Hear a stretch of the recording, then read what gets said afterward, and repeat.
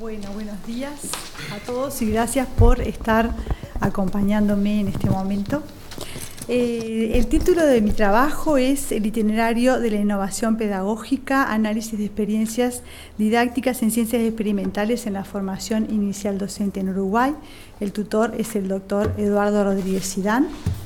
Quiero empezar haciendo algunos agradecimientos a mi familia, a mi madre, la maestra Lili, a mi esposo y a mis hijos, también a mi tutor, a la doctora Denise Baillán, directora del programa académico del Instituto de Educación de la ORT. También a algunas personas que hicieron aportes desinteresados a este trabajo, como Raúl Maneiro y Enrique Leza.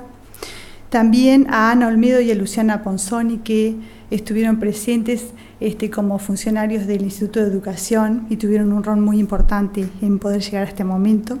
A mi compañera Claudia Cabrera por su sabiduría y por su generosidad. Y por último, y no por ser menos importante, a los docentes y directores del Consejo de Formación en Educación y a los gestores del programa de innovación pedagógica que aceptaron formar parte de este trabajo. Todas las virtudes del trabajo se deben a esas personas y los errores son de mi autoría, todas las limitaciones. El problema que da cuenta esta investigación es el desfasaje entre los ritmos de cambio de la educación por un lado y los ritmos de cambio de la ciencia, la tecnología y la sociedad. El tema es la innovación pedagógica y el tema es una parte sustancial justamente del cambio educativo y consiste en disrupciones no evolutivas en las prácticas educativas encaminadas hacia la mejora. La innovación pedagógica es un proceso que tiene implicancias políticas, culturales y técnicas, y las experiencias didácticas innovadoras son el punto en el cual nosotros implementamos el estudio y es la concreción en territorio de la innovación pedagógica. Consisten en propuestas de aula acotadas, de corto alcance, sistematizadas, que son llevadas a cabo por las comunidades locales de las instituciones educativas y que incluyen un uso de recursos y estrategias didácticas diferentes a las del entorno.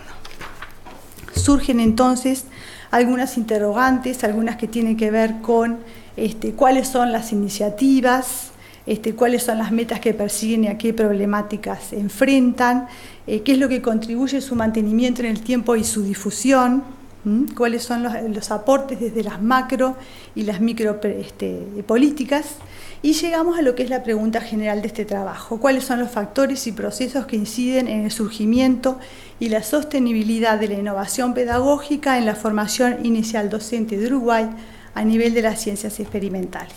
El objetivo general es analizar la innovación pedagógica en el área que ya nombramos y en el nivel educativo que ya nombramos y elaborar recomendaciones para su desarrollo y su sostenibilidad.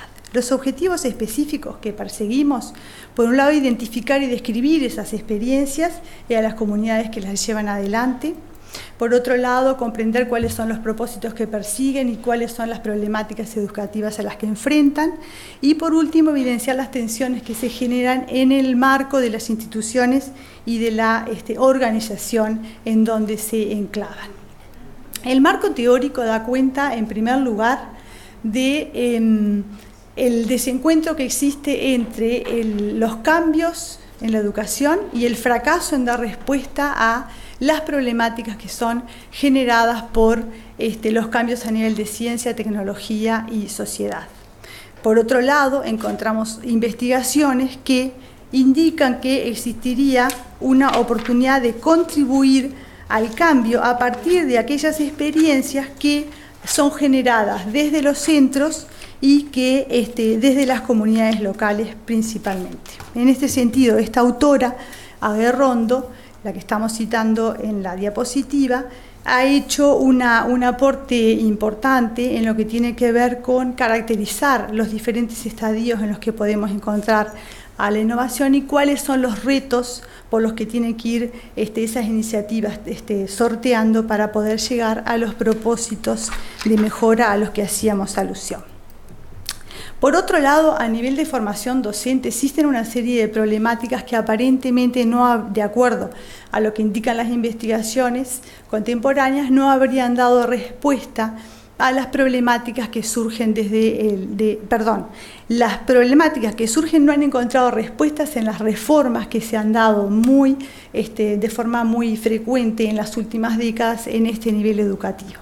Estamos hablando de problemáticas que se encuentran, por ejemplo, en el perfil de ingreso de los estudiantes. Tenemos estudiantes con una edad promedio mayor, tenemos estudiantes con un nivel socioeconómico vulnerabilizado, con compromisos laborales y familiares preasumidos. Por otro lado, tenemos también modificaciones en lo que tiene que ver con me basé de diapositiva, no, estamos bien. Tenemos también problemas en las tasas de rezago y en las tasas de desafiliación y por lo tanto tenemos tasas descendidas en el egreso, en los niveles de egreso de los estudiantes. Y por último tenemos modificaciones en el perfil esperable de esos estudiantes de formación docente.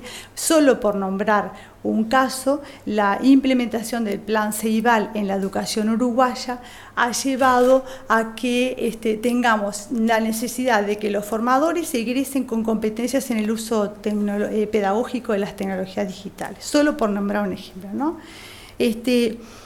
De alguna forma, el situarse en el punto dentro del sistema educativo en el que está ubicado la formación docente nos hace pensar que tiene una contribución en el cambio en el resto de los sistemas inherentes a la función que se cumple justamente en ese nivel. Las pruebas estandarizadas internacionales en ciencias experimentales a nivel de primaria como TERCE y CERCE y a nivel de secundaria como las pruebas PISA han indicado un estancamiento e incluso a veces hasta un descenso en los logros de aprendizaje de los estudiantes en el área de las ciencias experimentales. Ahora sí que me olvidé de pasar.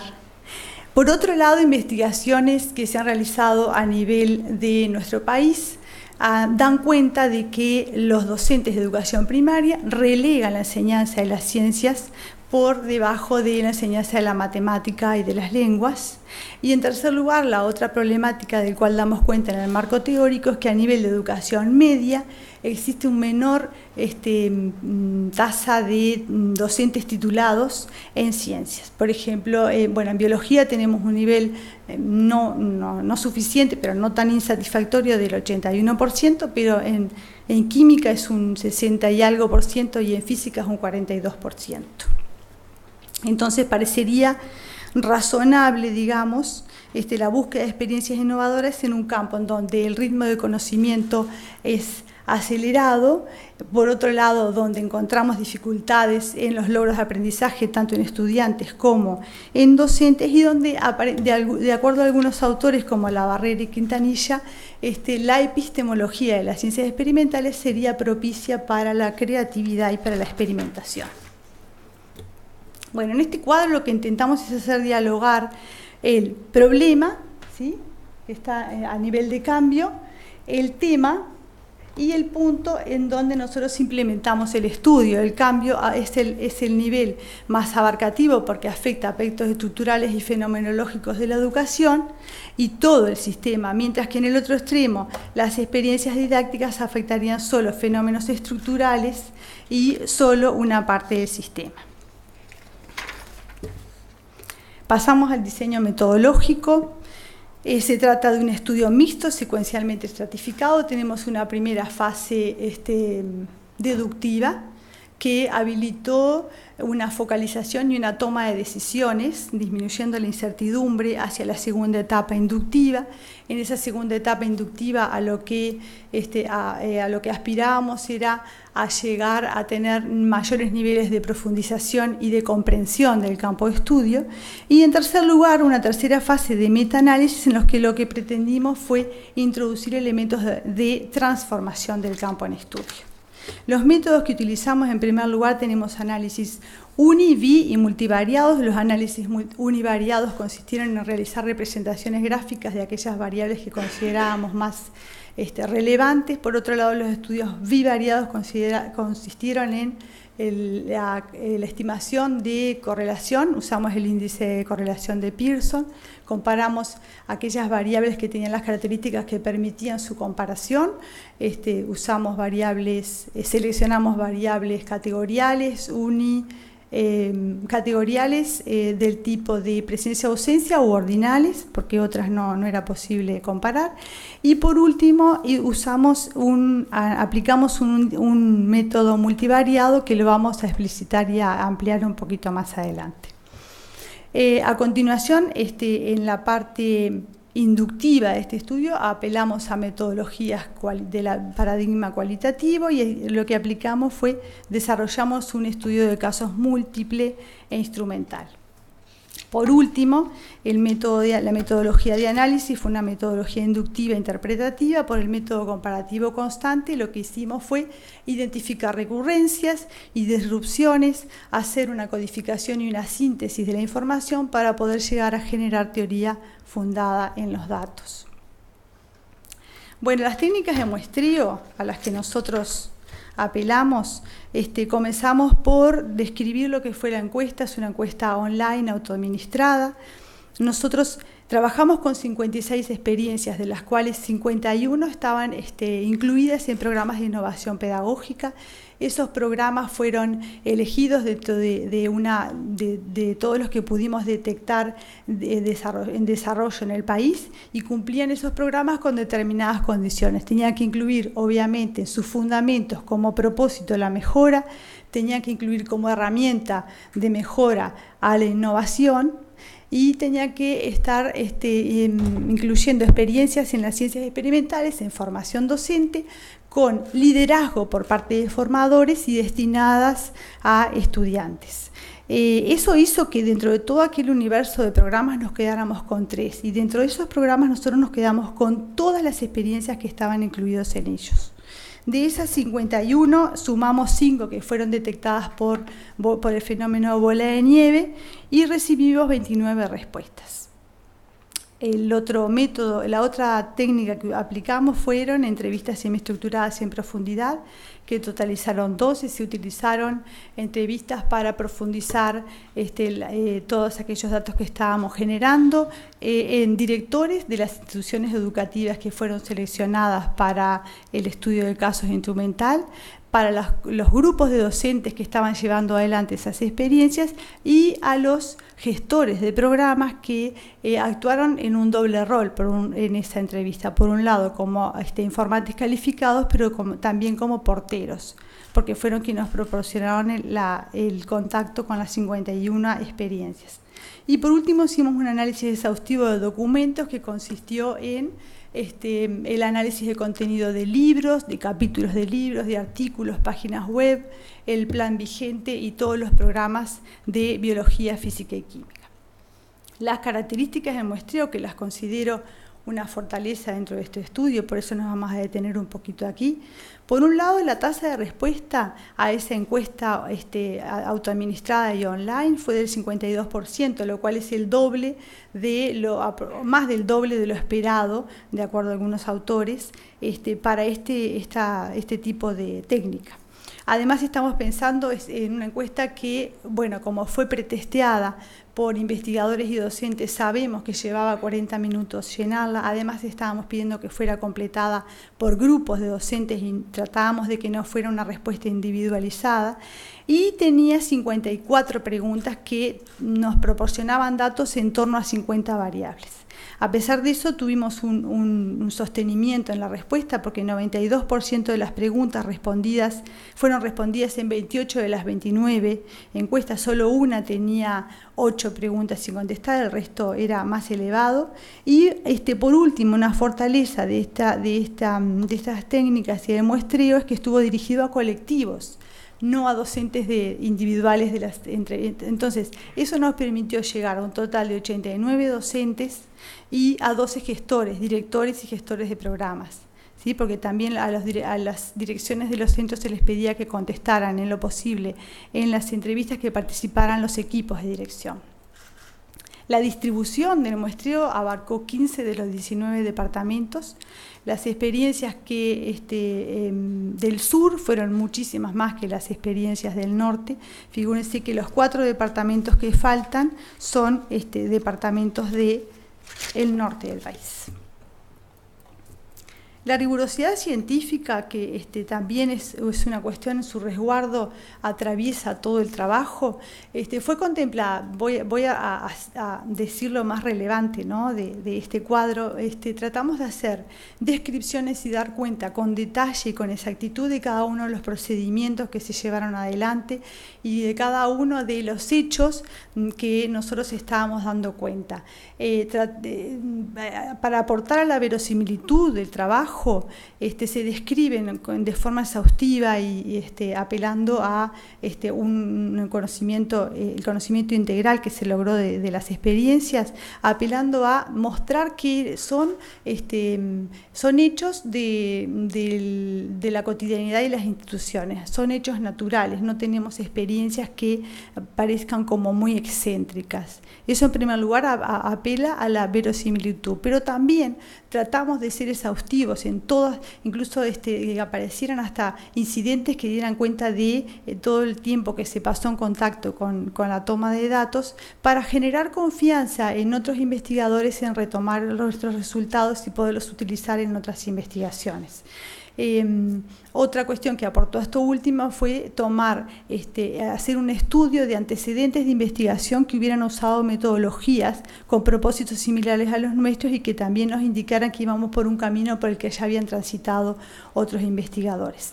Hay dos medidas que quiero resaltar, que tienen que ver con el sesgo posible que podría llegar a introducirse debido al conocimiento previo del campo que tiene la investigadora, ¿sí?, y o a las preferencias por la deformación profesional. En primer lugar, la primera medida fue que no fue la investigadora quien dijo qué experiencias eran innovadoras. Las experiencias habían sido categorizadas como innovadoras porque estaban incluidas en programas y esos programas implicaban una selección y implicaban una retroalimentación para determinar que esas experiencias efectivamente eran innovadoras. Por otro lado, la segunda medida que se tomó para el resguardo del sesgo es que los casos pasaron para ser seleccionados por un procesamiento estadístico, es decir, que la elección fue a partir del estudio multivariado, que fue el que nos indicó cuáles eran los casos en los cuales era más rico profundizar. Eso de alguna forma dejó afuera mis preferencias. Un resumen de cómo se fue desarrollando el proceso. Por un lado, generamos 4 hipótesis iniciales que nos condujeron a producir 4 dimensiones. Esas dimensiones son los 4 enfoques que nosotros considerábamos, desde los cuales debíamos mirar el proceso que estábamos estudiando para poder llegar a resultados de conocimiento cabal, como para poder emitir al final las recomendaciones a las que queríamos llegar. Esas 4 dimensiones fueron las que determinaron en el cuestionario inicial 4 ejes con 4 baterías de preguntas que intentaban justamente comenzar a nutrir de información en relación a esos 4 enfoques. A partir del cuestionario nosotros logramos codificar 50 variables, se produce una tabla de doble entrada donde tengo las 50 variables y los 29 casos y se les somete al análisis univariado, que eran representaciones gráficas de las variables relevantes, el análisis bivariado y el multivariado, que lo vamos a detallar ahora. El análisis multivariado aplicamos 2 técnicas, la primera es un estudio de ordenamiento y el segundo es un estudio de agrupamiento. El estudio de agrupamiento nos proporciona una representación gráfica donde yo tengo la distribución de las experiencias conformando grupos por su similitud. Dentro de cada uno de esos grupos voy a tener una experiencia que el programa me indica que es la central y es la que yo voy a tomar como caso para el estudio colectivo. La técnica que se usó fue la de ligamiento promedio para la construcción del dendrograma. El análisis de componentes principales lo que me va a proporcionar son aquellas variables que tienen mayor peso en establecer la distancia taxonómica entre los casos. ¿Qué me proporcionan esas variables? Me van a dar lugar a generar categorías empíricas que van a orientar la elaboración de las guías de las entrevistas para la siguiente etapa del trabajo. Tengo los casos, entonces tengo la orientación para la realización del siguiente paso, y una vez de que se consigue profundizar a partir de esta etapa inductiva, llegamos a generar categorías emergentes que habilitan la construcción de las recomendaciones que estaban expresadas en el documento final. Vamos a pasar a los resultados. Las experiencias, bueno, ¿qué hacían las experiencias? Que todavía no hemos llegado a eso. Las experiencias hacen principalmente trabajo de campo, y tenemos como el trabajo menos preferido en las respuestas de las encuestas es el trabajo de aula, si bien acá yo lo que hice fue representar el trabajo predominante, ¿verdad? Algunas de las experiencias combinaban más de un tipo de trabajo. Por otro lado, dentro de los objetivos de enseñanza que elegían las experiencias, encontramos el contenido de las ciencias experimentales, pero llama la atención 25 en otros. En esa pregunta nosotros dábamos la opción de una respuesta abierta en la que los docentes podían decir cuáles eran esos otros contenidos. Y ahí encontramos arte, encontramos lengua, lenguas extranjeras, informática, dentro de otras. O sea que ahí tenemos un punto interesante para estudiar. ¿Por qué digo que es especialmente interesante? Porque solo 17 de las experiencias eran interdisciplinares. Sin embargo, 25 declaran que además enseñan otros contenidos de otras áreas. En cuanto a los objetivos de enseñanza, los contenidos de las ciencias experimentales fueron los más elegidos. Estamos repitiendo. Las formas de evaluar. Las formas de evaluar que prefirieron, eligieron en la encuesta los grupos de docentes es la continua y la grupal. Entonces, acá nosotros lo que vemos es una cierta tendencia a lo que es la evaluación auténtica, que correspondería con lo que es las corrientes actuales de la enseñanza centrada en el aprendizaje y en los estudiantes. Sin embargo, cuando vamos a los propósitos de mejora, nos encontramos que los aprendizajes no son el principal propósito de mejora. Hay un desencuentro, ¿verdad? Entonces se elige principalmente los propósitos de enseñanza, y acá pienso que hay como, y esto es una interpretación, es una mirada positivista, ¿verdad? De que si yo mejoro la enseñanza, necesariamente los aprendizajes van a mejorar. Es una interpretación discutible, pero que ser interesante. La apreciación de otros integrantes de la comunidad, 27 de los 29 grupos encuentran que las direcciones de los centros tienen un apoyo, una percepción favorable o muy favorable de las experiencias. En el otro extremo tenemos a los funcionarios, que aparentemente serían los que tienen menos percepción favorable sobre las experiencias. En cuanto a la disponibilidad de recursos, el recurso menos escaso, el que 24 de las 29 experiencias declaran que siempre o casi siempre cuentan con ellos, son los espacios. En el otro extremo tenemos el pago extra de horas dedicadas exclusivamente a las experiencias. Solo una de las experiencias declara que siempre o casi siempre cuenta con ese pago. Y los tiempos curriculares y extracurriculares estarían en el medio. En cuanto a la identificación de dificultades, si nosotros hacemos dialogar la anterior gráfica, ¿verdad? Con esta pensaríamos que la identificación de dificultades la iban a encontrar justamente en recursos, porque cuando nosotros ponemos materiales nos referimos no solo a los materiales de laboratorio, salidas de campo, sino que también incluimos materiales, fondos económicos. Sin embargo, no es la identificación de dificultades que se da en los materiales, sino dentro del propio grupo. Así que acá también inmediatamente pensamos que íbamos a tener que indagar un poquitito más en cuanto a cuáles eran esas dificultades que aparecían hacia la interna del grupo, que eran más importantes que la carencia de materiales. En la dedicación oral, en esta gráfica es un poco engañosa, porque uno encuentra que entre el 10 y el 30% que la mayoría de los integrantes de estos 13 grupos ocupan en las experiencias entre un 10 y un 30% del tiempo de sus horas en la institución. Y decimos, solo 7 grupos tienen la mayoría de sus integrantes con menos del 10%. pero de hecho 14 experiencias tienen por lo menos un integrante con menos del 10% de dedicación horaria a la experiencia. Eso actúa como limitante porque quiere decir que estamos hablando de grupos que tienen entre 2, 3 y 4 integrantes. Un grupo de 3, donde uno de los 3 no pueda dedicarle más del 10% de su carga horaria, limita el trabajo en forma de comunidades de aprendizaje, ¿no? Por más que tengamos la mediación de tecnologías digitales, los tiempos igual tienen que estar. Bueno, esta es la representación gráfica del estudio de agrupamiento, se lee de izquierda a derecha. Nosotros acá tenemos la línea que marca el valor significativo de disimilitud, por lo tanto obtuvimos, vamos a ver cuáles fueron los grupos que se formaron. Este primer grupo estaría reuniendo 16 experiencias y el programa nos indicó que el programa fue el Statistical, que el grupo 26, la experiencia 26, era la experiencia central. El segundo grupo tiene 8 experiencias y la experiencia central sería la 13. Después tenemos 3 experiencias que quedaron solas, o sea que tienen diferencias significativas con el resto. Y un último grupo formado por 2 experiencias, de las cuales al azar el programa eligió la número 4. Entonces, acá tenemos el resultado del análisis de componentes principales.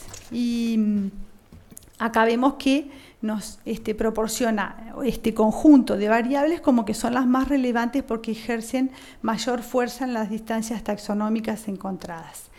Y llegamos a un punto en el que nos parecía interesante volver un poco atrás, volver a los orígenes, ¿no? Y tratar de ver si había un diálogo entre esas variables y las dimensiones que habíamos considerado que era imprescindible llegar a obtener información integral del proceso en estudio. Pudimos encontrar un diálogo entre las dimensiones y las variables, por lo tanto procedimos a construir categorías empíricas que iban a orientar las entrevistas, pero no nos alcanzaba con eso. Entonces lo que hicimos fue tratar de verificar si esas categorías empíricas dialogaban con los objetivos. Acá están marcadas aquellas que corresponden con el objetivo 1, que era el de identificar, encontrar y identificar las experiencias y a las comunidades que las llevaban adelante. Acá tenemos las categorías que corresponden con el objetivo 2, que tenía que ver con las metas y los propósitos de las experiencias, y por último el objetivo 3, que tenía que ver con las tensiones, evidenciar las tensiones que se generaban hacia la interna de la organización institucional. Los casos que ya vimos que se habían formado 6 grupos, por lo tanto teníamos 6 casos para profundizar y de hecho eso fue lo que hizo. Hoy vamos a ver, yo voy a presentar solo 2 por cuestiones de tiempo. ¿Qué 2 elegí? Elegí los 2 extremos, porque el análisis de los casos se realizó siguiendo aquellos retos que habíamos nombrado en el marco teórico que determina a Guerrondo como aquellos que tienen que ser superados para establecer un camino hacia la mejora y hacia la sostenibilidad de las experiencias. Esta experiencia, la experiencia 26, que representa el grupo de las 16 experiencias, es el que habría superado la menor cantidad de retos y a su vez es la experiencia de la cual conseguimos menor cantidad de evidencia empírica. No pudimos hacer la entrevista, se intentó durante 5 oportunidades, pero la entrevista teníamos un contacto telefónico con los docentes, pero nunca se concretó. Es una entrevista que está incluida, es una experiencia que está incluida en un programa que respondió muy bien la encuesta, pero no hubo otros. Le pedimos a los docentes que nos hicieran llegar otros materiales, ya que no podíamos hacer la entrevista, tampoco se obtuvo, se googleó el título de la experiencia y no hubieron resultados, o sea que solo tenemos la encuesta de esta experiencia. Es una experiencia que realiza un trabajo fundamentalmente de campo y retoman una problemática ambiental con interés social y trabajan a partir de ella. Los docentes que la llevan adelante tienen título de grado, es una experiencia interinstitucional, pero interdisciplinaria, pero se desarrolla en el seno de una institución. Es la que tiene menor trayectoria porque declaran en la encuesta de que tienen menos de un año y que además se proyectan por menos de un año. La experiencia 13 representa el segundo grupo que habíamos visto en el dendrograma, con 8 experiencias y vendría a estar en el otro extremo, es la que ha superado mayor cantidad de retos. Esta experiencia tiene como propósito poner en contacto a los estudiantes con la generación de conocimiento científico y tiene la particularidad de que está incluida en la currícula, fue incluida en el plan vigente, entonces tiene asegurada su difusión, porque en todos los centros donde corresponde es una instancia curricular obligatoria, por lo tanto esto está asegurado, tiene asegurado los recursos en cuanto al pago de horas, recursos materiales del trabajo, pero tiene un obstáculo, y es que requiere un costo para los estudiantes que no está cubierto. Entonces esto de alguna forma reafirma aquello que decíamos al inicio, de que el plan vigente no estaría, o las modificaciones que se han dado en formación docente no están considerando una de las problemáticas que es el nivel socioeconómico de los estudiantes. Por lo tanto, bueno, se puede transformar una experiencia se puede transformar hasta en un obstáculo para el egreso, porque los estudiantes no tienen dinero para financiar su participación en esta experiencia. En cada institución el docente que la lleva adelante es diferente, es el que tiene a cargo esa instancia. El docente que nosotros entrevistamos tiene título de posgrado y es interinstitucional, si bien es disciplinar, y tiene una trayectoria en años bastante larga, porque tiene más de 7 años y se proyecta para seguir trabajando por más de 3. Entonces acá volvemos a tratar de volver a nuestros orígenes y ver si estamos sosteniendo lo que es la confianza empírica de este trabajo, porque es algo que seguramente quienes me están escuchando se lo están preguntando. ¿Cuánto cada una de esas experiencias representa lo que sucede a la interna de sus grupos? Entonces buscamos una serie de características cuya presencia es clave para poder dar fe de que se han superado la cantidad de retos que nosotros determinamos para cada una de estas, y analizamos la presencia de esas características a la interna de cada uno de los grupos, ¿tá? La frecuencia de ellas, si ustedes ven, en la experiencia que nosotros dijimos que era la que tenía mayor cantidad de retos, es muy alta de esas características. Por resaltar una, publicación en medios científicos, fíjense la frecuencia que tiene para el promedio de este grupo y el grupo de la experiencia que dijimos que tenía menos retos superados, y los valores del promedio. Entonces lo que hicimos fue una gráfica en la cual representa para los estadios de aguerrondo, gestación, puesta en marcha, consolidación y permanencia, los números de experiencias que encontrábamos de acuerdo a los retos superados para cada uno de estos estadios. Esta precipitación muy grande coincide con los resultados de Vaillant, que hablan de que las mayores dificultades se estarían dando en las etapas iniciales de las experiencias, ¿no? Y luego tenemos un levante, digamos, que mi interpretación es que, bueno, la acumulación, el pasaje del tiempo, si alcanza la permanencia, tenemos un número un poco más satisfactorio.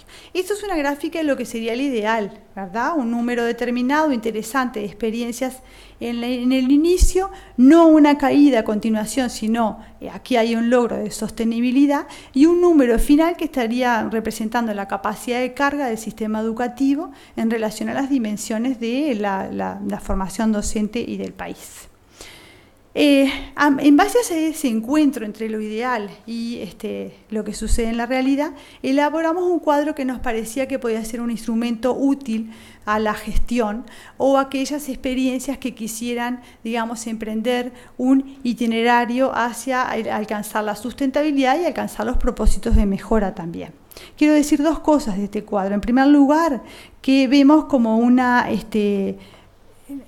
es una propuesta que no es un único itinerario, no estamos diciendo que este sea el único itinerario posible.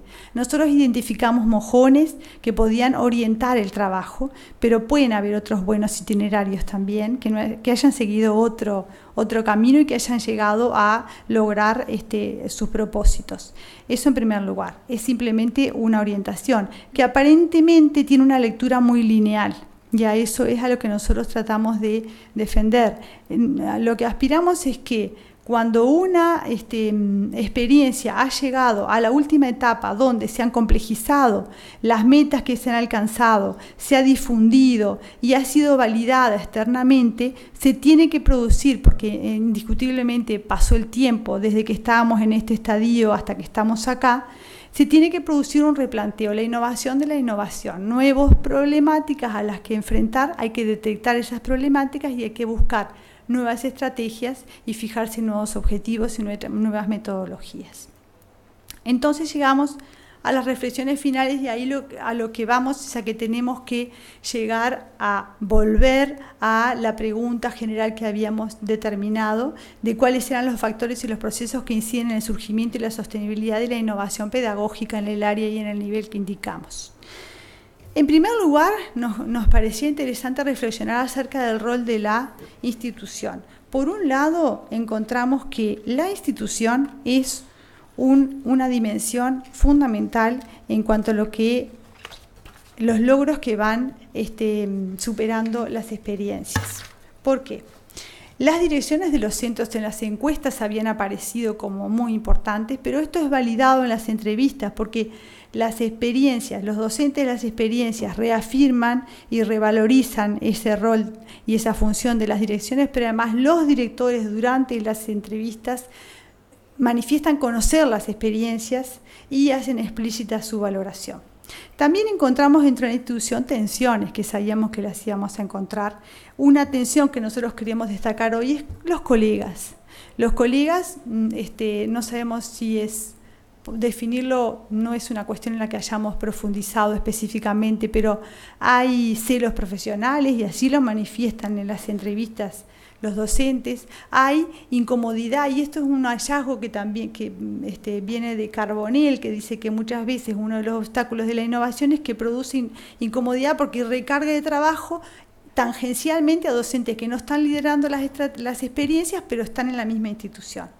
También hay neutralidades, por ejemplo, con figuras que no tienen roles irrelevantes, tienen roles importantes en la institución, como son los funcionarios o como son los coordinadores académicos, y sin embargo no son percibidos por los docentes en sus experiencias como figuras claves.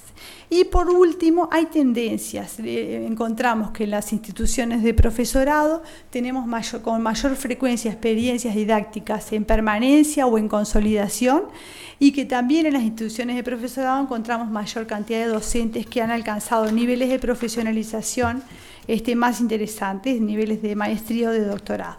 En cuanto a los recursos, nosotros cuando hablamos de recursos hablamos básicamente de recursos materiales, que puede ser desde el pago de horas extras hasta recursos de campo, de laboratorio, tecnológicos, pero también hablamos de espacios y tiempos. Entonces, recuerdan que habíamos encontrado como un desfasaje entre lo que los docentes decían que los recursos que menos tenían era el pago de las extras, pero por otro lado, lo que más le preocupaba no era lo material, sino que eran los problemas hacia la interna del grupo. En las entrevistas lo que pudimos desentramar de eso es que la interna del grupo lo que faltan son tiempos de encuentro. Y se acuerdan que analizamos la gráfica de los tiempos y de la dedicación horaria que declaraban en las encuestas, y eso aparentemente sería una de las cuestiones que estaría jugando hoy como el mayor obstáculo para que aquellas comunidades que se han propuesto innovar y que tienen de pronto otras condiciones favorables, pero esa no estaría jugando a su favor. Entonces esto nos ha permitido llegar a detectar oportunidades. Yo puse las ciencias experimentales, en realidad es ir más allá que las ciencias experimentales. Aparentemente la interdisciplinariedad sería una oportunidad para las experiencias. Las direcciones de los centros son claros, puntales. Los otros niveles de la educación actuarían como puntos importantes de difusión. En este momento pueden existir otros, pero en este momento los claves son la difusión hacia otros niveles, y los programas de innovación estarían actuando oportunamente en la gestación. No podemos decir lo mismo para la sostenibilidad. En cuanto a los desafíos, tenemos poca concreción de las políticas en territorio. Las políticas educativas con lineamientos claros favorables hacia la innovación existen, porque detectamos 14 programas que incluían a la innovación pedagógica, y los programas son la implementación de las políticas en territorio. Sin embargo, llegan hasta ahí, o sea, a nivel local las comunidades no las perciben como una cuestión trascendente en su quehacer. La estructura de los cargos actuales en formación docente no estaría propiciando el desarrollo de las experiencias didácticas, son poco flexibles y no propician muchas de las cuestiones que se hacen necesarias si uno está innovando. Y por último, una debilidad que encontramos es la validación de las experiencias. En realidad, muy pocas de las experiencias que pudimos analizar mostraron elementos que mostraban que realmente estaban haciendo un camino hacia la mejora. Las recomendaciones finales. Cambiar la estructura de los cargos más flexibles, cargos que permitan un desempeño interinstitucional de los docentes, cargos que premien la profesionalización. Los cargos que tenemos actualmente en formación docente no hacen diferencia entre aquellos docentes que se han encaminado hacia su profesionalización.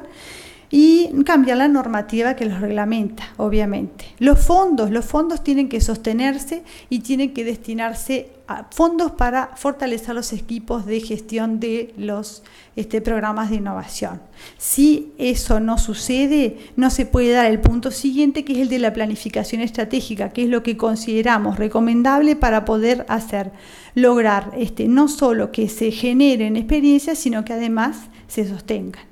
Y por último, evaluación externa e interna. Consideramos que debería ser un paso imprescindible, casi una exigencia para las experiencias didácticas innovadoras que estuvieran sostenidas por fondos estatales, la realización de evaluaciones que mostraran cuál ha sido su aporte a la mejora. Una de las formas podría ser las publicaciones indexadas que consideramos imprescindibles. Última. El valor de la innovación para la mejora educativa. Mi tesis está impregnada por una cuestión de favorable, positiva hacia la innovación. Entonces quiero decir dos cosas. Por un lado, la educación es una tarea fundamentalmente ética. Por lo tanto, si yo encuentro un grupo de docentes que está en una institución pública de la educación formal y que está haciendo esfuerzos sistematizados para hacer las cosas diferentes, tengo que pensar que sus propósitos son de mejora. No puedo pensar otra cosa. Ahora, tener propósitos de mejora no quiere decir conseguirlos. Y por eso es que hicimos tanto énfasis a lo largo del trabajo en las cuestiones de evaluación, validación y monitoreo de las experiencias. En segundo lugar, el alcance a otras áreas y disciplinas. Nosotros hemos planteado inicialmente como que la epistemología y las ciencias experimentales tenía un rol importantísimo en propiciar el desarrollo de experiencias innovadoras. Sin embargo, de hecho, llevamos adelante un estudio de experiencias interdisciplinares porque 25 de ellas incluían otros contenidos interesantísimos también. Por lo tanto, pensamos que nuestro trabajo puede tener alcance para llevar adelante estudios como base para realizar estudios en otras áreas, no solo en las ciencias experimentales. Y por último, existe una vinculación de los resultados con un contexto bien acotado y bien determinado. Cuando analizamos esto, al principio pensé que era una limitación, decir, bueno, yo tengo un tiempo, tengo experiencias contemporáneas y tengo un espacio que es el territorio nacional y no más. Pero luego nos damos cuenta que en realidad eso mejora la fuerza de este trabajo, porque pudimos establecer mecanismos de explicación y de comprensión ligando los resultados a cuestiones bien específicas del contexto que tienen una trascendencia en el quehacer de las experiencias y en el avance. Estamos hablando, por ejemplo, del contexto político, estamos hablando de una ideología de gobierno que se traduce en determinadas políticas educativas, estamos hablando de un plan vigente concreto y estamos hablando hasta del contexto económico que tiene tanto que ver con las posibilidades que se le proporcionan a los profesores para poder innovar. Bueno, muchas gracias. Quiero decir que este trabajo está dedicado a la persona más valiente y más tesonera que conozco, que es Octavio. Quiero decir 3 o 4 cosas muy breves. Primero, felicitarte por la exposición que de alguna manera sintetiza todo el proceso que hemos vivido 3 o más años, 4. Yo para no asustar a los futuros doctores que están acá presentes. 4 años, porque creo que tu exposición de alguna manera representa el recorrido que compartimos. En este sentido, la forma de articular la narrativa de una investigación educativa con la presentación de datos que fundamentan esa narrativa, refleja cabalmente lo que aparece en las 400 páginas de la tesis. Escribir una tesis doctoral no es una tarea sencilla ni no es una tarea solitaria, básicamente es una tarea colectiva que se vincula con tu objeto de estudio. Y es una tarea compleja que demanda respuestas rápidas a altas exigencias que requiere la investigación superior, como es una investigación doctoral. Y algunas de esas exigencias los presentes no las conocen y por lo menos voy a recordar una, que se refiere a cómo el investigador debe tener capacidades de reacción ante las eventualidades que implican las dificultades para acceder a los datos, para acceder al campo y para acceder a las instituciones. Haber logrado este producto final que ustedes acaban de escuchar no fue sencillo porque todo parte de un plan de trabajo y de un plan de análisis que prevé el acceso a los datos. Sin los datos no hay investigación.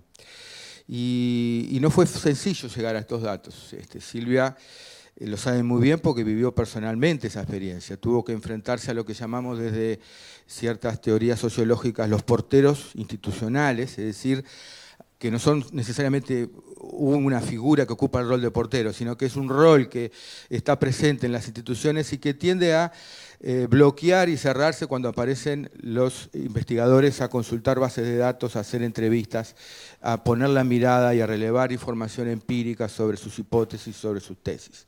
Y eso no fue una tarea sencilla. En el caso de Silvia fue una tarea compleja, que tuvo incluso que enfrentar ciertos cambios y resoluciones de acceso al campo que se fueron dando en el propio proceso de construcción de la tesis, pero la supiste superar y demostraste capacidades de control de la situación que yo valoro muchísimo porque sin esos giros que se dieron al inicio no hubiera sido posible llegar al producto final. Ese es mi primer comentario. El segundo, brevemente, es la originalidad lograda en lo que yo llamo la construcción del dato, que fue expresado claramente en tu exposición, la articulación entre la narrativa del dato y el dato duro, la combinación entre lo cuantitativo y lo cualitativo creo que es una fortaleza de la tesis, que tú lo nombraste al pasar y quisiera reiterarlo en este momento.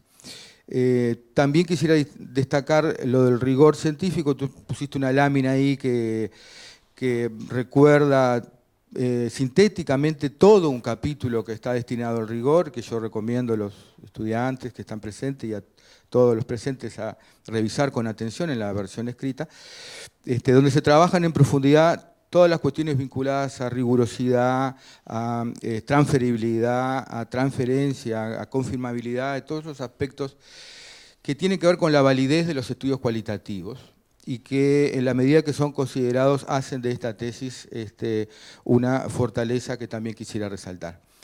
Brevemente, tal vez se destacó menos en tu exposición, tú trabajaste con una unidad de análisis que son colectivos, ese es un hallazgo, me parece, y un aporte a la investigación educativa.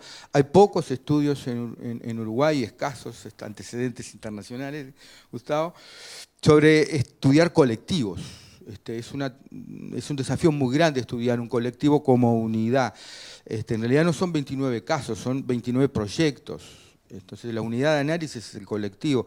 Los docentes son más de 100 que fueron incluidos en la investigación.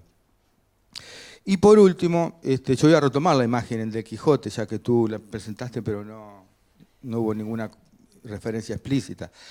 Creo que esa imagen del Quijote conjuga utopía y realidad de una manera muy coherente con lo que se trabaja en la tesis. Utopía que se refiere a ese paisaje que mira el Quijote en el sentido de construir a partir de una aventura, construir un mundo nuevo, a partir de desafíos e innovaciones y misiones de cambio educativo que se proponen los profesores, y esa realidad que son las instituciones en la vida real, digamos, lo que tú descubriste, las prácticas, lo que hacen los profesores en el día a día, que en alguna medida implica el freno que tiene ese cambio. Es como el Sancho que tiene al lado Don Quijote, Creo que la virtud de esta tesis que logra analizar adecuadamente esa dialéctica entre la utopía y la realidad y pone la lupa en el análisis de las innovaciones a nivel de terreno, a nivel de las instituciones educativas, dando pistas muy interesantes que deberían ser utilizadas en futuras investigaciones por colegas investigadores. Así que reitero mis felicitaciones por tus capacidades investigativas, por tu capacidad de saber tolerar la incertidumbre, que es una competencia que los investigadores también tenemos que desarrollar día a día. Entonces quería agradecer formalmente la invitación como evaluadora externa al doctorado, que es un programa del que conocemos desde sus comienzos y que me congratulo de compartir una instancia de cierre de proceso como es el tuyo, que es una satisfacción para todos, la verdad. También felicitarte por el trabajo, que es muy bueno y que ya sabemos que se va a aprobar, y al tutor, porque entre otras cosas, las cosas que decía recién Eduardo sobre la perseverancia, la tolerancia, la incertidumbre, la frustración, uno conociendo lo que es investigar en educación en Uruguay puede imaginarse, o no tanto, pero hacerse alguna hipótesis sobre las 1001 ocasiones en que tuviste que volver a pensar las cosas para hacerlas viables. Yo tengo organizado lo que te quiero decir como en dos cuestiones. Quiero hacerte algunas observaciones menores, que en virtud del tiempo tú verás si vale la pena contestarme o simplemente tomarás nota. Una observación un poco más importante y finalmente plantearte el interés de dialogar contigo sobre un par de cosas, porque realmente el tema me es muy cercano y muy interesante, entonces dialogar acá o dialogar en el futuro, sobre todo sobre las conclusiones y recomendaciones que tú haces al final, que son muy interesantes. Bueno, entonces, en cuanto a las observaciones menores, a ver, tengo la tesis acá al lado, no hace falta ir al detalle, pero te las quiero mencionar. En el capítulo 2, que se refiere al marco teórico, hay un punto 2.4 que se refiere a las escuelas eficaces, a la corriente de las escuelas eficaces, y concretamente en las páginas 60-61, tú citas una bibliografía sobre las escuelas eficaces, que en realidad son más bien personas que han leído sobre las escuelas eficaces, pero que no las han investigado. O sea, no está como, digamos, el centro o el cerno de la teoría de las escuelas eficaces, como son Bruckover, Mortimer, Edmonds, etc. E inclusive en los iberoamericanos más recientes, Javier Murillo, Gairín, que lo citas por otros motivos. Entonces, señalarte nada más que eso, que me extrañé o me faltó esa referencia, más bien a las fuentes de las escuelas eficaces. En el capítulo 3, figura 17, página 127, las variables que tú presentás en el cuestionario no se incluyen aspectos organizacionales que son bastante clásicos en el seguimiento de procesos de cambio de innovaciones. ¿Cuáles son esas variables que son bastante clásicas y en las que se hace foco en el seguimiento de procesos de cambio?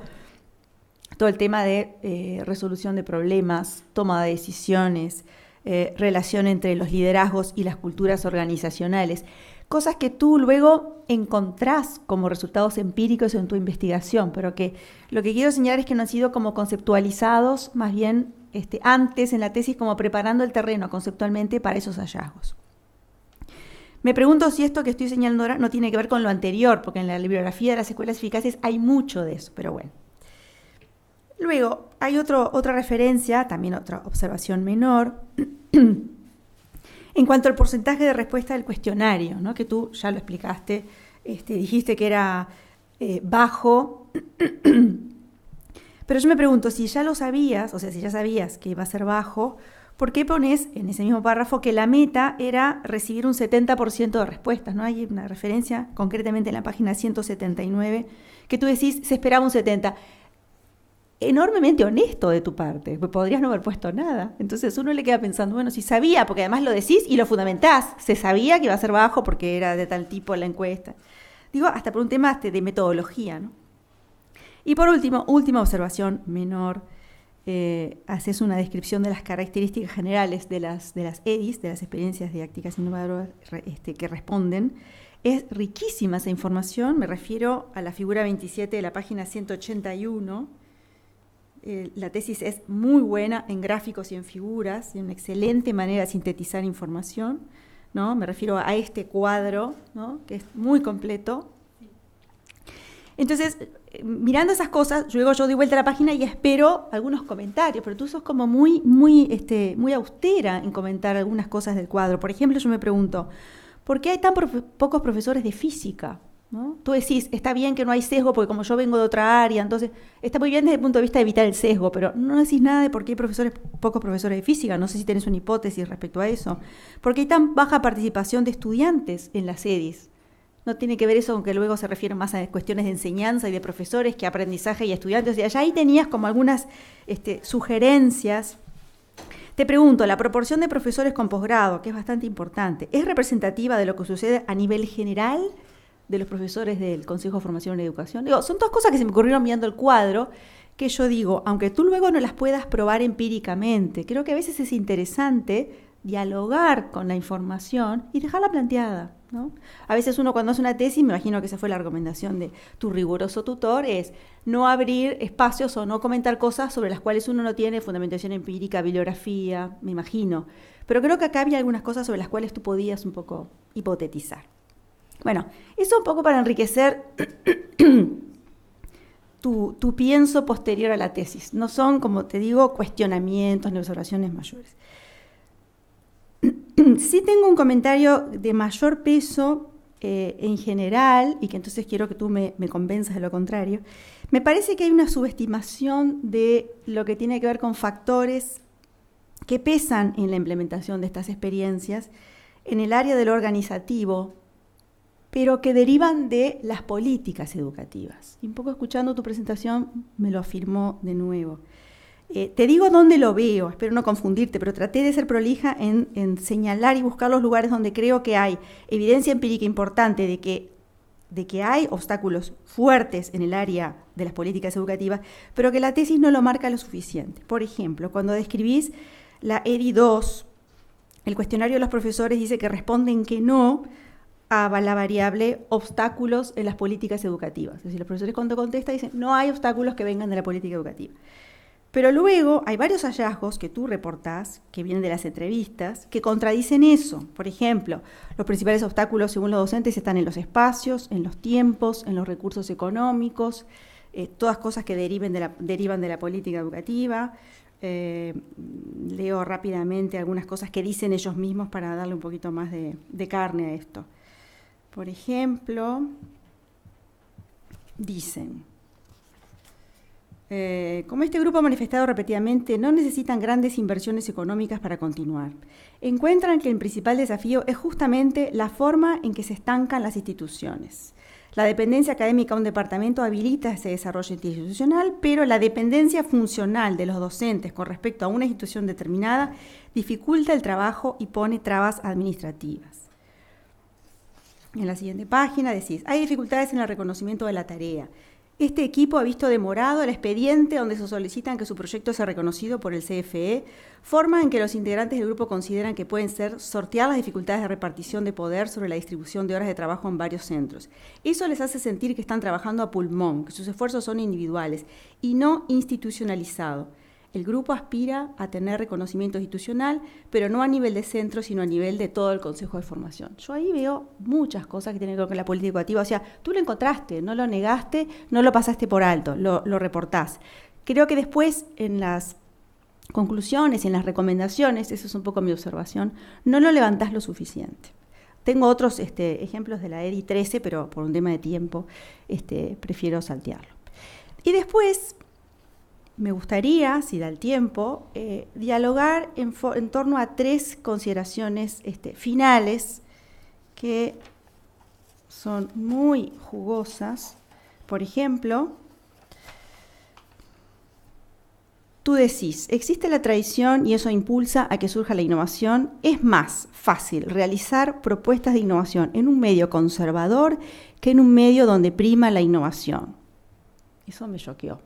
En realidad, yo creo que ahí te saltó la resignación. Quizás el sistema educativo, a pesar de tu interés en la innovación, dijo, no, a ver, mejor así, porque así surgen algunos islotes de innovación y no un medio innovador como creo que muchos deseamos. Esa sería como una primera invitación a dialogar. ¿Por qué pones una cosa así? Otra, en las conclusiones, la innovación como elemento de inclusión. sobre todo lo pones en la formación docente, en relación al alta esa afiliación. Yo te pregunto, la innovación o las innovaciones tal como tú las relevaste, las identificaste, ¿no te parece que encuentran muchos obstáculos en el sistema educativo uruguayo, tantos como encuentra la inclusión? Es decir, me parece que es un poco optimista de más, o un poco naif, diría, plantear la inclusión también como un objetivo de la mano de la innovación. Yo creo que ambas, inclusión e innovación, encuentran obstáculos comunes en el status quo. No voy a reiterar algunas de las cuestiones que se dijeron respecto de preguntas específicas. Sí quiero recalcar y felicitarte, Silvia, por el trabajo, así como han hecho mis colegas. Los que hicimos tesis, escribimos tesis y los que dirigimos tesis sabemos el trabajo que significa la resignación de horas a la familia, el compromiso que implica escribir y volver a escribir. Y entonces, bueno, reiterar esta felicitación al tutor y a vos, porque implica justamente muchas horas de trabajo, flexibilidad, en darse cuenta de cuándo uno tiene que ir atrás, adelante, volver a leer, etcétera. Quiero decir, en descargo de los que venimos del otro lado del puerto, que en Argentina es igualmente difícil recabar datos en las instituciones y tampoco es sencilla la entrada, y cada vez está más difícil la entrada a las instituciones escolares para la investigación, ¿no? Entonces, sabemos justamente, y esto se valora mucho cuando uno puede tener un corpus empírico como el tuyo, que realmente es interesante y permite justamente un trabajo analítico, interpretativo, en relación con un corpus concreto de información y de datos.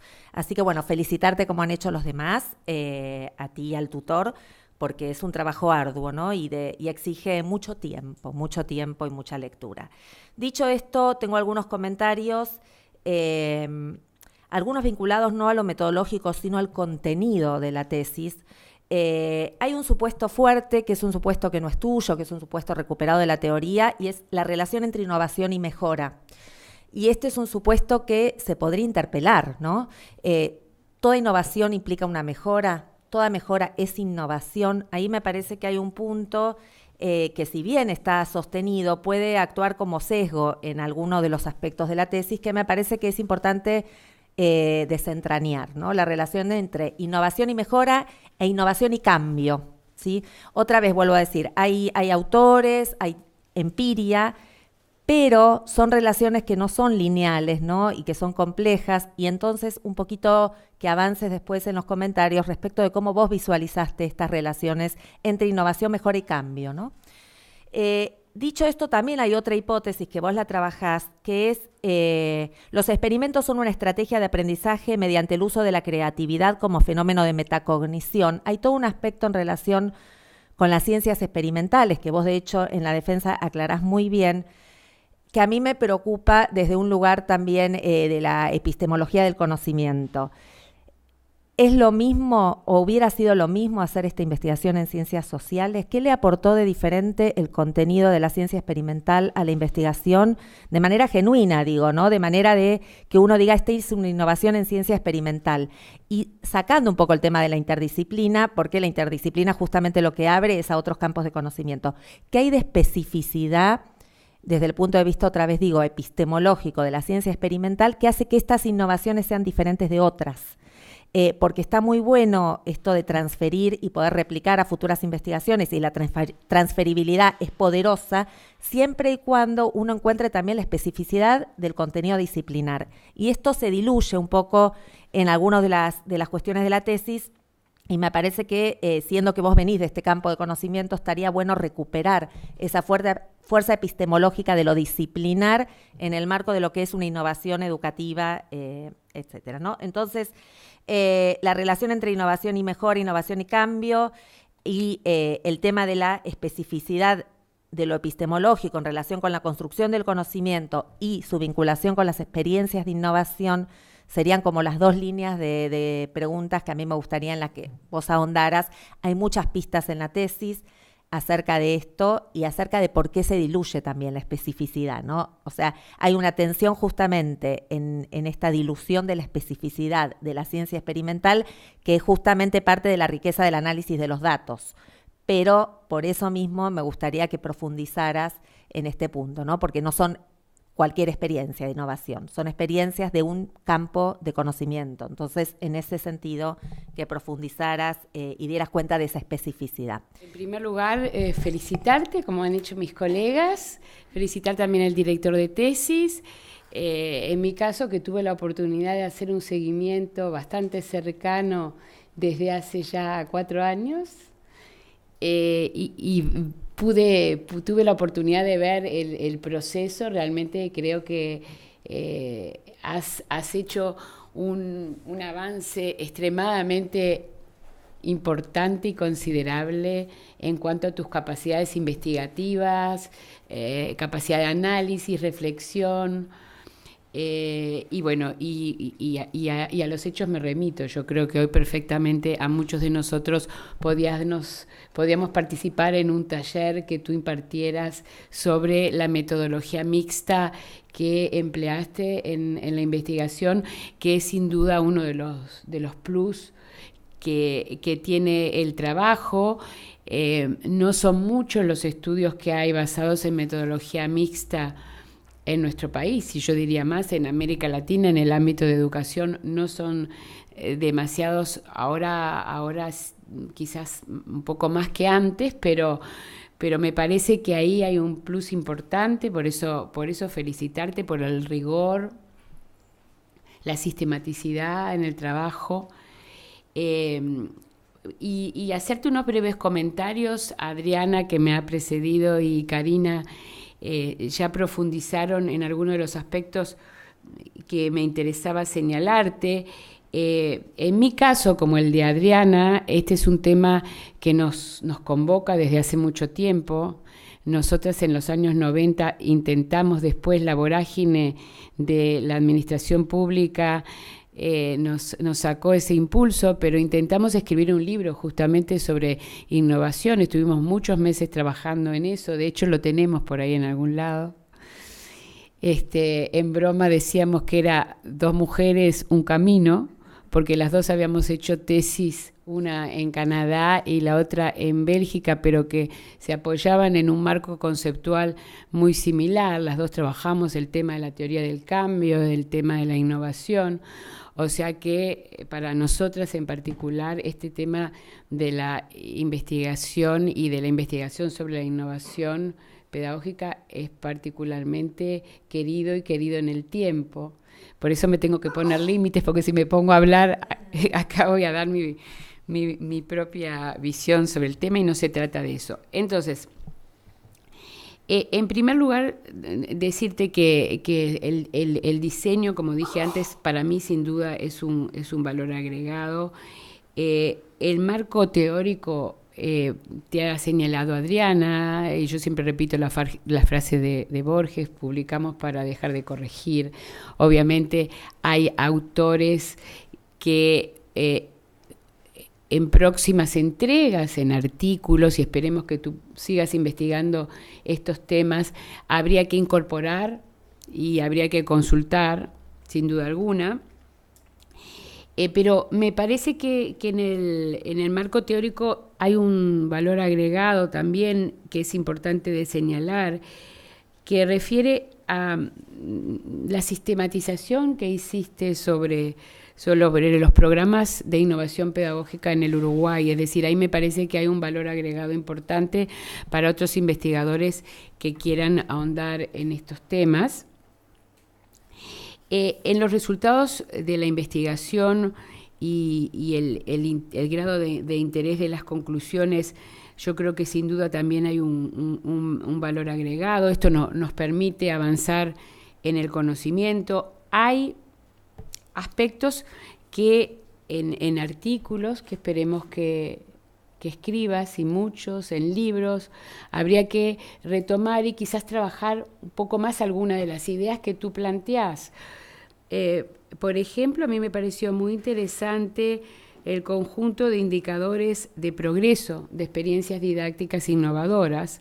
Me parece que el tener un set de indicadores de progreso podría ser un instrumento sumamente útil, no solamente en el Uruguay, sino en la región, para seguimiento de las experiencias. Pero me parece que ahí los indicadores como que hay que es algo que hay que seguir profundizando y trabajando, que hay algunos aspectos ahí señalados en la propuesta que pueden ser algo discutibles. Yo termino con dos temas, un tema y una pregunta, simplemente para que de repente nos hables un poquito más y que pueda también ser de interés para los colegas que están aquí presentes, que están iniciando sus estudios doctorales, y que refiere al sesgo del investigador. Que nos digas 2 o 3 palabras, tú lo mencionaste, pero sobre cuáles fueron los recaudos, las precauciones que tomaste para evitar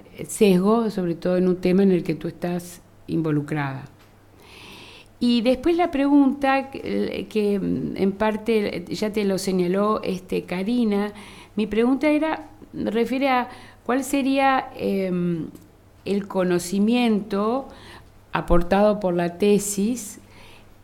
Tú también lo mencionaste, pero que profundizaras en esto. ¿Cuál sería el conocimiento aportado por la tesis para otras áreas de conocimiento y en particular para otros niveles educativos? Vamos a hacerlo así más simple. Es decir, si yo tuviera que inspirarme en tu tesis para hacer un estudio similar en otras áreas disciplinares o en el nivel universitario, ¿cuál sería tu principal recomendación? Es decir, ¿qué me dirías? ¿Por dónde?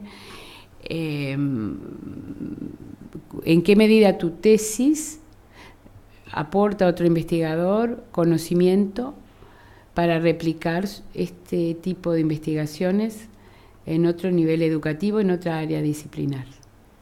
Voy a tomar de Adriana la observación mayor, que es la subestimación de los obstáculos políticos y la inclusión, el tema de la inclusión.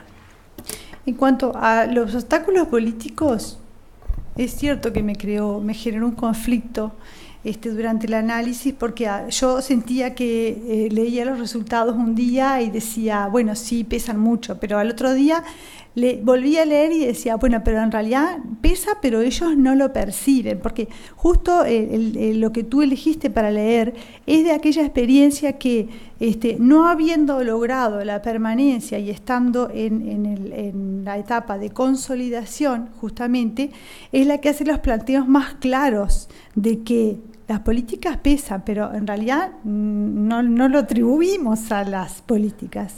O sea que en realidad yo creo que eso después de alguna forma permeó mis resultados, porque volví a tomar la misma postura que tomaban los docentes, ¿no?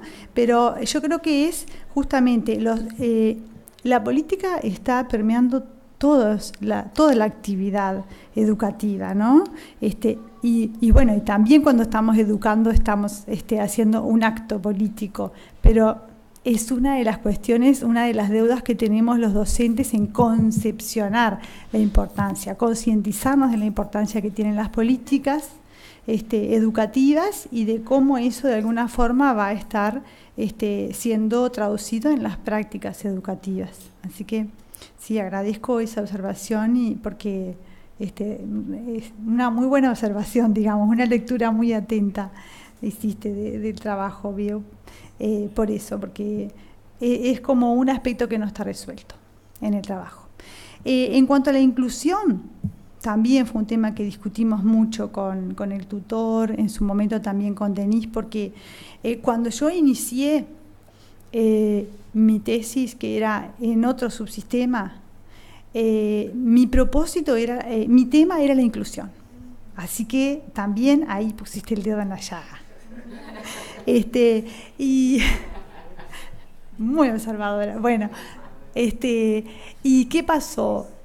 Cuando dentro de las preguntas de la encuesta se da como opción para que los docentes eligieran como objetivo y como propósito de su trabajo la inclusión. Y está puesta la inclusión como atención a la diversidad de aprendizajes. No estamos hablando de la inclusión en discapacidad, por ejemplo, porque es muy específica. Estamos hablando de la diversidad de aprendizajes y eso incluye a las personas que tienen discapacidades de diferentes índoles, pero aquellos que somos discapacitados y no nos damos cuenta. O sea, todos tenemos diversas formas de llegar a construir conocimiento y todos precisamos muletas para algunas cosas y para otras somos aviones.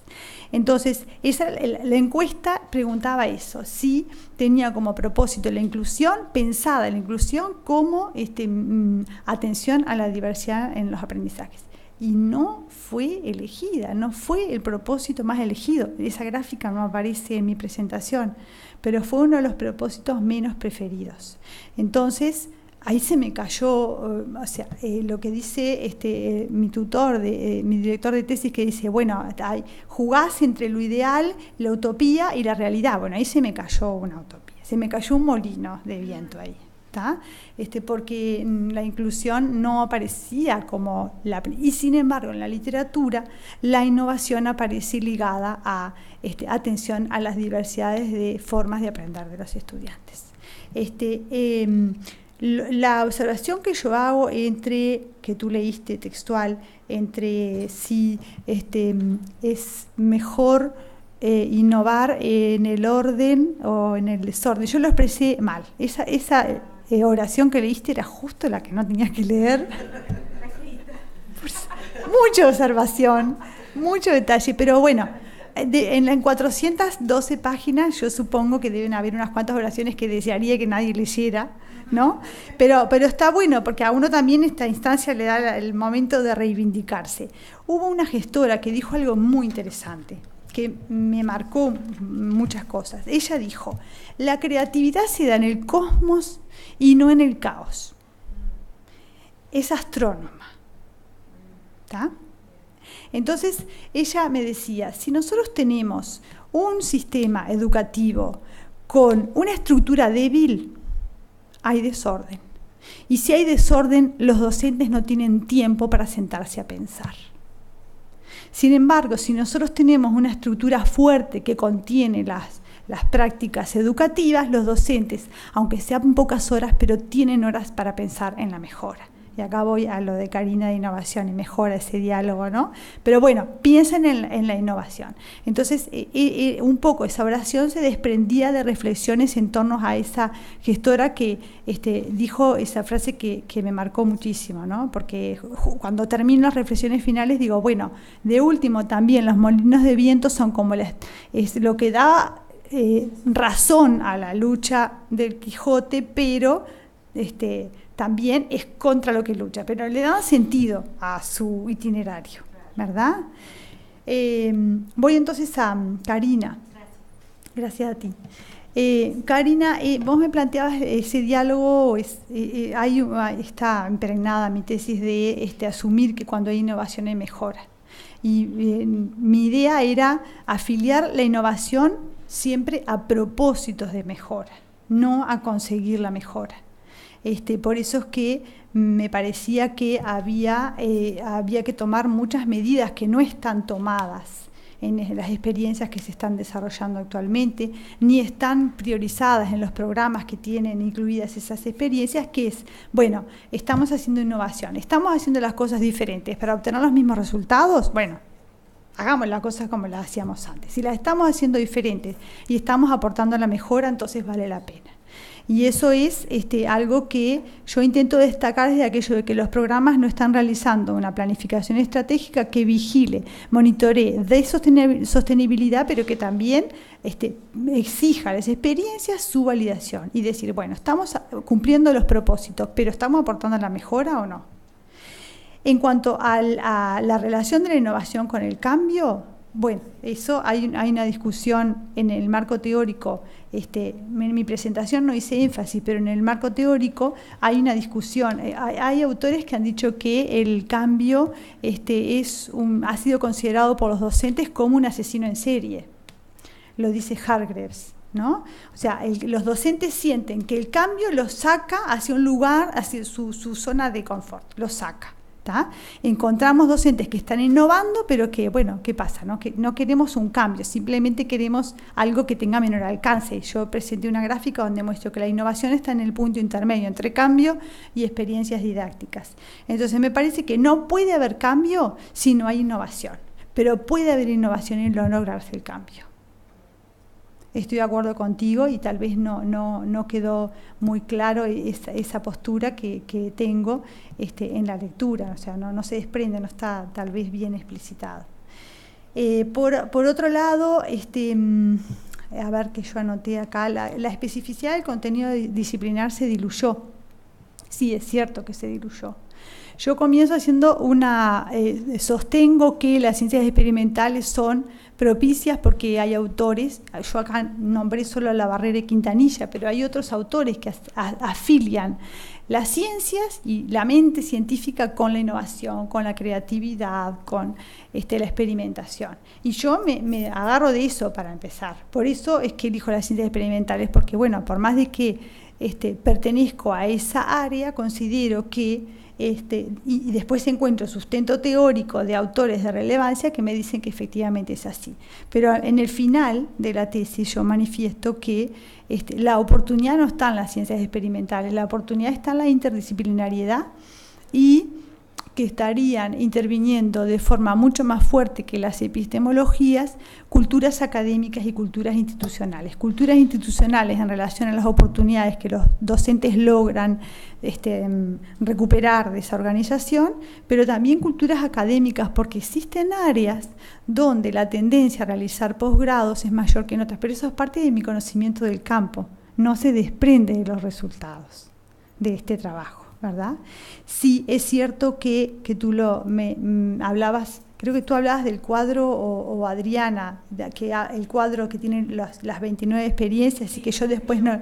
Y ahí podemos ver que dentro de las experiencias, y esto no se desprende de la empiria de la tesis, se desprende de mi conocimiento del campo, en las experiencias tengo mayor frecuencia de docentes con posgrado que si yo fuera a estudiar el universo. Pero eso es parte de mi conocimiento del campo, no se desprende del trabajo. Bueno, voy a Denise. ¿Está bien, Karina? Sí, bien. Denise.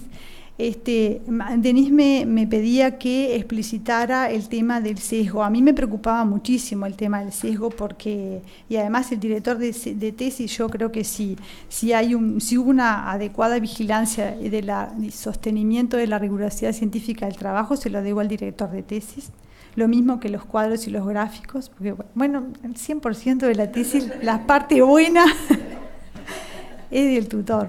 Pero bueno, me preocupaba porque estoy estudiando en un campo en el cual tengo una trayectoria y lo que traté, aparte de las cosas que dije en la presentación, otra de las cuestiones que vigilé fue, yo dije, bueno, las 56 experiencias, de las 56, 51 habían sido catalogadas como experiencias innovadoras por los programas, no por mí, que también ese era un nudo, ¿no? Denise me dijo un día, bueno, ¿y quién va a decir que esto es innovador? ¿Tú lo vas a decir? No. Bueno, encontramos la salida por ese lado. Ahora, después tengo 29 respuestas y a mí me preocupaba que esas 29 respuestas provinieran de aquellos docentes que yo conocía y con los cuales tenía una relación profesional. No trabajaba con ellos en el mismo centro, pero de hecho soy del área de la biología. Dije, bueno, la mayor cantidad de las respuestas va a venir de biología. Entonces, es cierto, la mayor cantidad de respuestas, el número vino de biología, pero no la tasa de respuesta mayor fue de biología. La tasa de respuesta mayor fue de química. A continuación biología y la menor tasa de respuesta fue en física. Y ahí voy alguien nombró lo de la física. ¿Quién? Vos, Adriana. Bueno, la física, porque además de que tenemos pocos docentes titulados, y ahí es donde estamos viendo las culturas académicas, es decir, donde yo tengo mayor cantidad de profesores titulados, es un campo más fértil para la innovación que en algún campo donde yo tengo carencia de titulación y menor profesionalización docente. Así que estaría por ese lado. Hay algo interesante que no lo presenté en las diapositivas, que fue hacer un diario de campo. Y en ese diario yo escribía todo lo que yo iba pensando y que uno después se engaña y dice, esto es un hallazgo. No, esto no es un hallazgo, yo lo venía pensando hace 10 meses atrás. Bueno, si coincide ese hallazgo con algo que yo había escrito, como algo que pensaba que iba a encontrar, bueno, hay que reforzar todas las evidencias de que indiquen de que eso realmente es un hallazgo y no que yo lo sostuve con palillos para llegar a después presentarlo como un hallazgo y en realidad formaba parte de mis creencias desde el inicio. Por eso que ese diario de campo es interesante, parece que no, pero es muy importante. Uno después vuelve a leer para atrás, incluso se te ocurren ideas que son buenas y después en la vorágine del trabajo y te vas olvidando. Vos vas a leer de vuelta ahí y además de vigilar el sesgo también recuperás cuestiones que las fuiste dejando por el camino. Lo mismo que la bitácora, porque la bitácora es donde yo voy a dar cuenta de cada uno de los pasos y que no necesariamente van a estar después en la tesis, porque hay incidentes que resultan interesantes de colocarlos y hay otros que no. Anécdotas que después uno las lee y dice, bueno, ¿cómo me pasó esto? Y después, a lo largo del trabajo, eso incidió en que, bueno, yo no fuera más de ese lugar. ¿Por qué no fui más? Bueno, pasó esto. ¿Lo tengo que recuperar o lo dejo simplemente como parte de esa descripción exhaustiva que uno tiene que hacer para dar cuenta de que el trabajo lo realizó y que además se responde, digamos, con lo que yo le decía que es la veracidad del trabajo, ¿verdad? Yo pongo detalles que es difícil que sean inventados. ¿Vieron cuando uno lee algo y dice, esto me parece que es verdad, porque da detalles que si se desprendieran de la imaginación sería más difíciles de inventarlos, ¿no? ¿Sí? ¿Por ahí? Vos me habías dicho el aporte a otras áreas y a otros niveles. Bueno, el aporte a otros niveles en la tesis yo traté de mostrarlo en un capítulo que acá no apareció, que es el de los circuitos. Y yo hago una diferencia entre lo que es un circuito y el itinerario. El itinerario aparece en el cuadro con las recomendaciones, los mojones. Los circuitos, yo hago un análisis de cómo van transitando las experiencias por diferentes niveles educativos, porque me resultaba interesante saber si estaban focalizadas, a pesar de ser lideradas por formadores y dirigidas a estudiantes de formación docente, si había algún momento en el cual esas experiencias iban a otras instituciones y a qué iban. Entonces ahí traté de buscar circuitos. Y en los otros niveles, las experiencias se encuentran dos cuestiones importantes. Uno es validarlas, es decir, yo estoy enseñándole a futuros docentes que después es posible que tomen esa experiencia para hacerlo en el nivel donde van a trabajar. Bueno, pero entonces vamos a hacerla ya primero a ver si da resultado. Esa era una de las cuestiones. Y segundo, actúa como divulgación. Los otros niveles sirven para que uno vaya, lo divulgue y tenga alguna retroalimentación de otros profesionales de la educación que están desde otros, trabajando desde otros puntos del sistema. El aporte a otras áreas, bueno, me parece que es interesante que tengamos una cantidad de experiencias que estuvieron incorporando contenidos desde otras disciplinas que no son las ciencias experimentales y que por eso es probable que el trabajo pudiera ser ampliado a otros estudios sin tener que estar justificando de, bueno, estamos hablando de un trabajo de ciencias experimentales, sí, pero existe una interdisciplinaridad muy marcada que hace que es probable que se pueda transferir y a partir de otros datos poder realizar análisis similares.